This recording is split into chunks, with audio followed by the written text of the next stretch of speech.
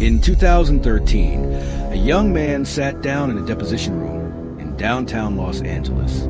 He was 24 years old. He had spent 3 hours answering questions about why he believed he deserved credit for inventing one of the most popular applications in the world. Across the table sat the lawyers for Evan Spiegel. The young man's name was Reggie Brown, and the application they were discussing, the one that was about to go public at a valuation of $3.4 billion, was Snapchat. Reggie Brown had the original idea.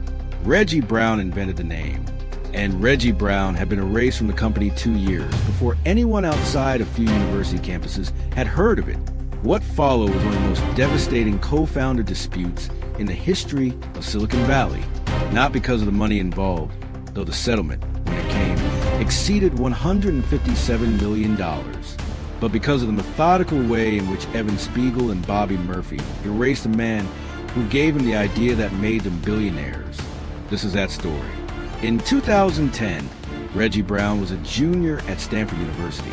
He was a member of the Kappa Sigma fraternity, where he met a young man named Evan Spiegel. Spiegel was the kind of person who takes up a lot of space in a room.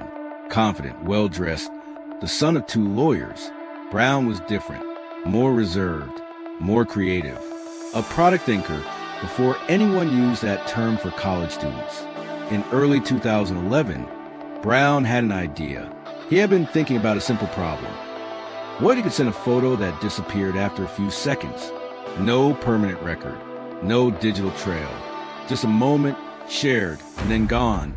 He brought the idea to Spiegel. He also pitched it to a mutual friend, Bobby Murphy, who had the technical skills to build it. The 3 began working on what would become Snapchat. Brown's contribution was not peripheral. He invented the name. He designed the core concept of disappearing messages. He was a creative and strategic engine of the initial product. In the original incorporation documents, all 3 names appeared. Reggie Brown was a co-founder. The app launched in September 2011. It was called Peekaboo at first, Brown's name, before being changed to Snapchat. By early 2012, something was happening. Growth was accelerating. The product was catching fire among teenagers. Celebrities were using it. Investors were calling. And that was when things began to change. In early 2012, Evan Spiegel and Bobby Murphy asked Reggie Brown to leave the company. The official story was that Brown hadn't been contributing enough, that he had become distracted, that he was no longer pulling his weight. Brown disputed all of this. But the more important problem was that he had no leverage. He had never formalized his equity agreement. In the chaos of a fast-moving startup, the paperwork had never been completed. He had a verbal agreement. Nothing more. He was pushed out. His name was removed from the company's founding narrative. Brown did not accept this quietly. In 2013, he filed a lawsuit against Snapchat, Spiegel, and Murphy. The complaint alleged that he had been a co-founder, that he had contributed the core intellectual property that became the company, and that he had been deliberately pushed out before the company was valuable enough to compensate him. The legal battle was brutal.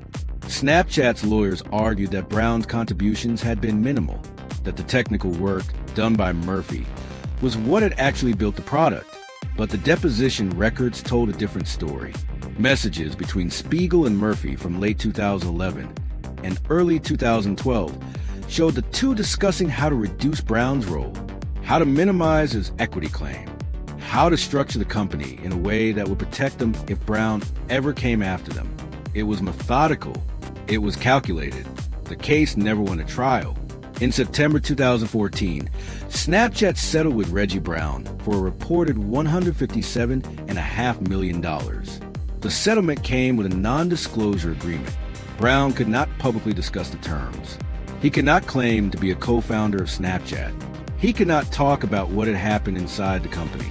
The money was significant, but the silence was a price. Because here is what happened 2 years later. In March 2017, Snap Incorporated went public on the New York Stock Exchange. The IPO valued the company at $24 billion.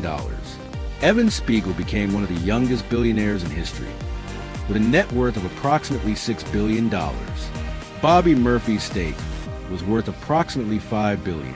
Reggie Brown's name appeared nowhere in the IPO documents.